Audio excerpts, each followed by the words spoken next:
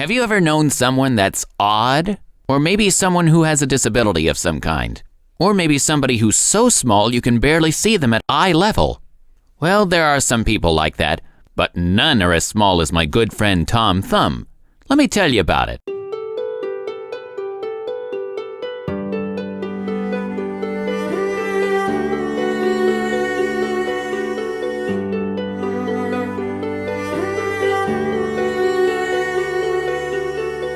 In the days of good King Arthur, there lived a countryman and his wife, who, though they had plenty to eat and to drink, and a very comfortable cottage to live in, were not at all happy.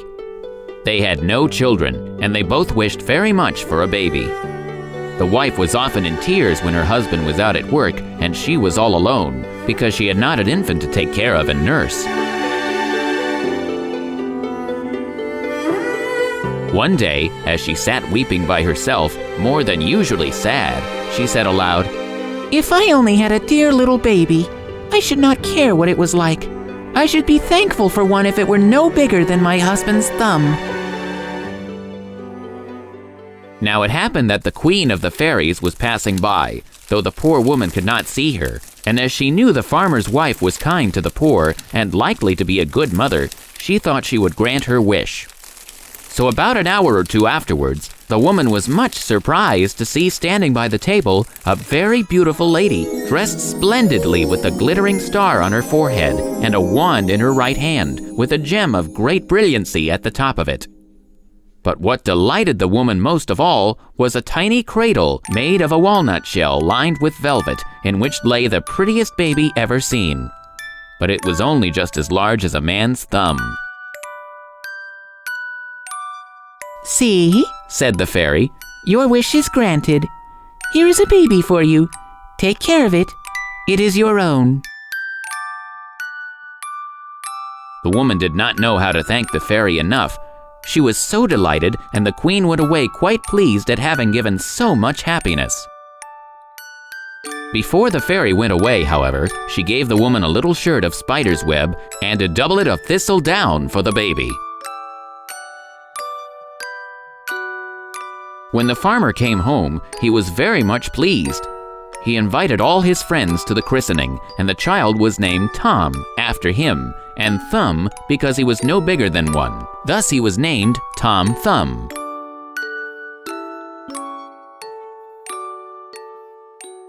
The baby was very well and merry, and grew, of course, but still, it was very small. However, at last, Tom thought himself quite a great boy and begged his mother to make him a little suit of clothes, and she made him one, but with a great deal of trouble. They were so small. Tom was very often in mischief. He was so small that his mother used to put him on the table to play, and once she found him in the salt box. One day she was making a plum pudding, and Tom stood by the side of the basin and peeped over the edge, but he could not see into it very well, and while his mother was gone for some more flour, he drew himself up on the edge of the basin. Alas, he fell in and disappeared in the wet pudding, which for poor Tom was a huge morass. Tom would have cried out, but the pudding stuck his lips together, and his mother, not missing him, stirred him up in the mixture and put it and him into the pot. Tom no sooner felt the hot water than he danced about like mad. The woman was nearly frightened out of her wits to see the pudding come out of the pot and jump about, and she was glad to give it to a tinker who was passing that way. The tinker took the pudding and put it into a cloth to carry it home to his family, who seldom taste such a good dish. But by and by, as he was climbing over a stile, he happened to squeeze it, and Tom, who had made quite an arch over his own head in the dry pudding by this time, cried out from the middle of it, "Hello, Pickens!" which so terrified the tinker that he let the pudding drop in the field and scampered off as fast as he could.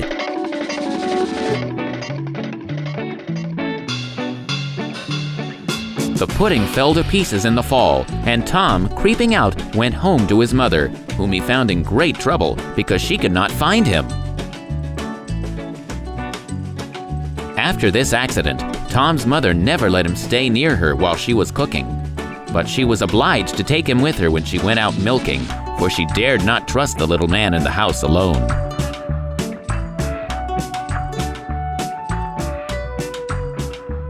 A few days after his escape from the pudding, Tom went with his mother into the fields to milk the cows.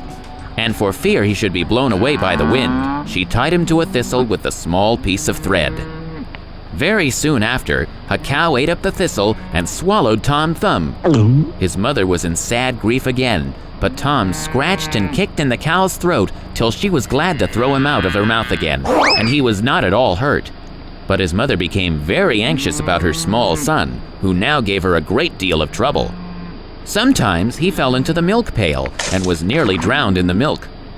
Once he was nearly killed by an angry chicken. And another time had a narrow escape from a cat.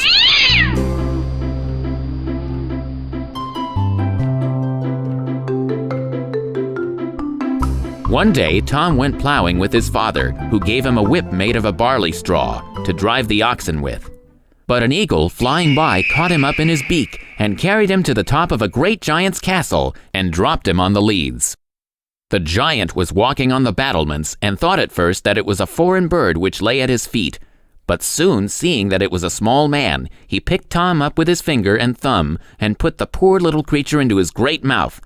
But the fairy dwarf scratched the roof of the giant's mouth and bit his great tongue and held on by his teeth till the ogre, in a passion, took him out again and threw him over into the sea, which ran beneath the castle walls.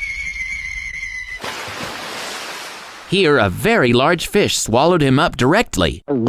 Tom did not at all like swimming about in the fish, but by and by he felt it drawn upwards and guessed at once that it was caught.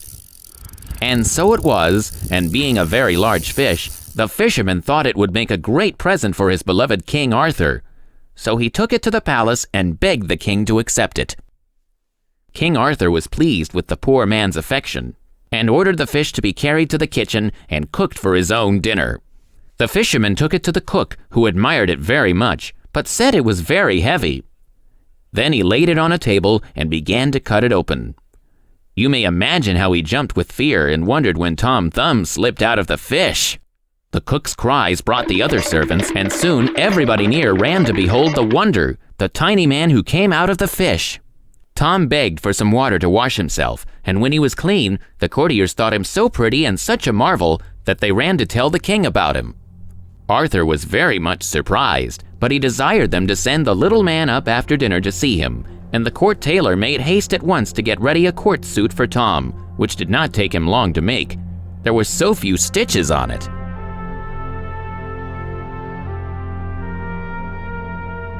As soon as the king's great punch bowl was set on the royal table, Tom Thumb was carried to see the monarch, who was delighted with the little man. Tom walked on the king's hand and danced on the queen's. He became a great favorite with Arthur, who made him a knight. Such is the wonderful history of Tom Thumb, who did much good when he grew older, and thus proved that however small people are, they may be of use in the world. He was good and kind to his parents and to everybody, and the old ballad says, "Such were his deeds and noble acts, in Arthur's court there shone, as like in all the world beside, was hardly seen or known."